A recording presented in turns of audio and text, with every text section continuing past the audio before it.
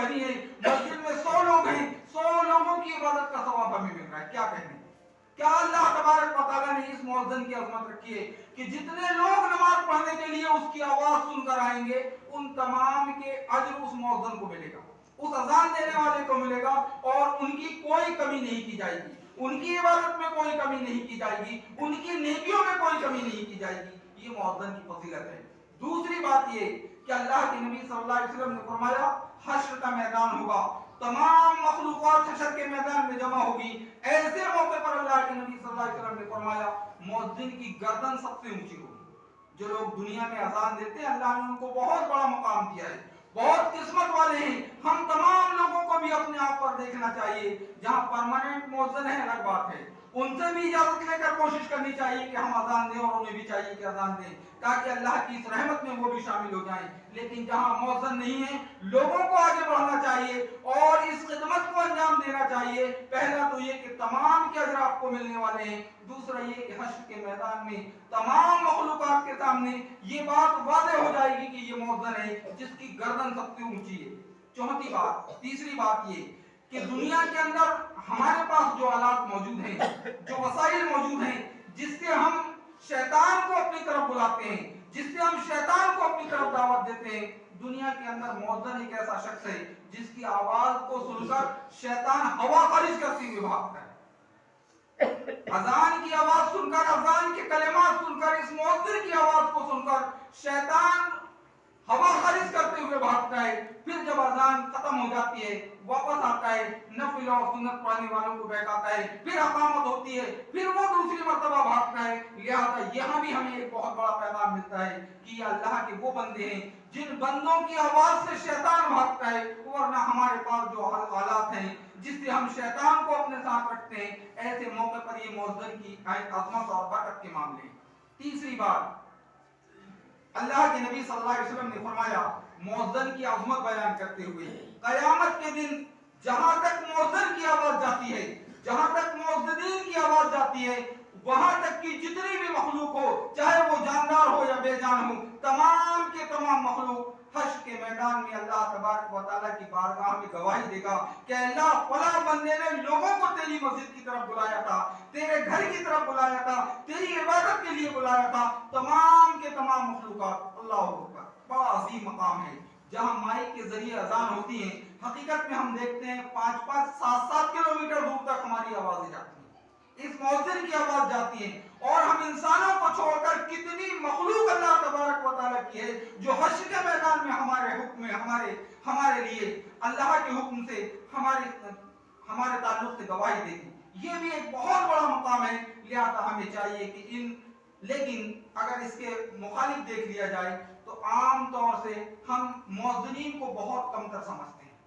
मुअज्जिनीन को बहुत ही हमारे समाज के अंदर मुअज्जिन और बिलखुसूस इमाम को बिल्कुल ही कमतर समझा जाता है। लेकिन अल्लाह तबारक व तआला के सामने इनकी क्या अज़मत है, सहाबा इकराम रिज़वानुल्लाह अलैहिम अजमईन के सामने क्या अहमियत है, आइए हम अंदाजा लगाते हैं।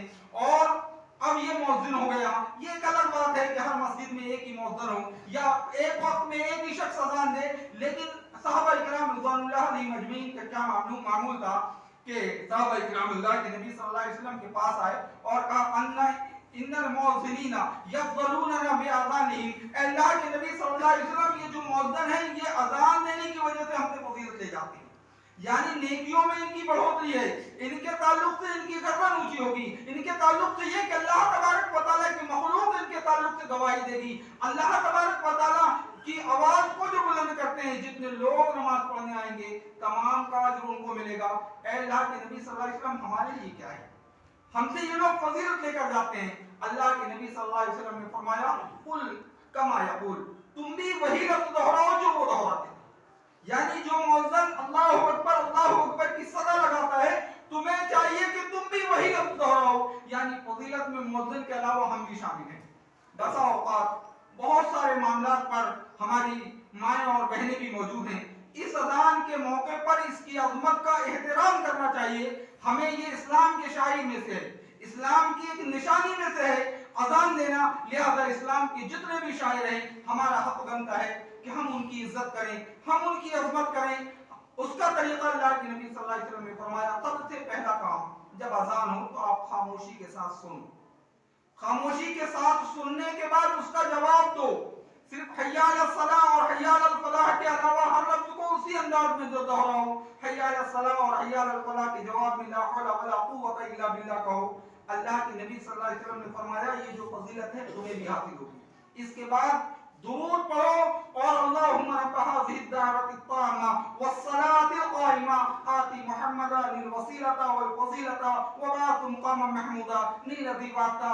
جو لوگ یہ دعا پڑھتے ہیں اس کے بعد اذان کو اذان کا جواب دو اور پھر دعا کرو، سل تعطا، اس کے بعد جو مانگو گے اللہ تبارک و تعالیٰ دے گا۔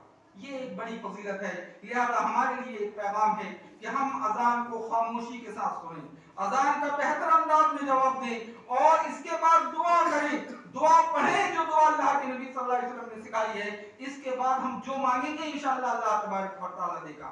یہاں ایک بات جو بارہا دیکھی جاتی ہے، ہر ایک جگہ پر اکثر خطبہ اکرام جو خطبہ دینے والے ہیں وہ اس بات کو زیادہ تر دیکھتے ہیں، یہاں تک میں نے اہل علم سے بھی یہ بات سنی ہے، جب میں ممبر پر آ کر بیٹھا اور مؤذن اذان دینے کے لیے کھڑے ہوا تو بہت سارے لوگ وضو بنا کر مسجد میں آتے ہیں اور سنت پڑھنا شروع کر دیتے ہیں، آئے اور نیت باندھ دیے۔ یہ بات یاد رہے، اللہ کے نبی صلی اللہ علیہ وسلم نے اس شاعر کی عظمت کے تعلق سے فرمایا ہے کہ جب اذان ہو تو سنت نہ پڑھیں، جب اذان مکمل ہو جائے دعا مانگنے کے بعد آپ سنت پڑھ سکتے ہیں۔ بارہا جگہوں میں یہ بات دیکھی گئی ہے، یہاں میں نہیں جانتا لیکن اکثر ایسا ہوتا ہے، کچھ بچے، کچھ اہل علم، کچھ بڑے، کچھ بزرگ بھی یہ حرکت کر جاتے ہیں کہ مسجد کے اندر آئے اور سنت پڑھنا شروع کر دیتے ہیں۔ لہذا ہمیں اس بات کا وہ احترام کرنا چاہیے، اس اذان کا جواب دینا چاہیے، دعا پڑھنی چاہیے، دعا کرنی چاہیے، اس کی برکتیں اللہ کے نبی صلی اللہ علیہ وسلم نے فرمایا، جو صحابی رسول آ کر کے کہتے ہیں کہ لوگ ہم پر فضیلت لے جاتے ہیں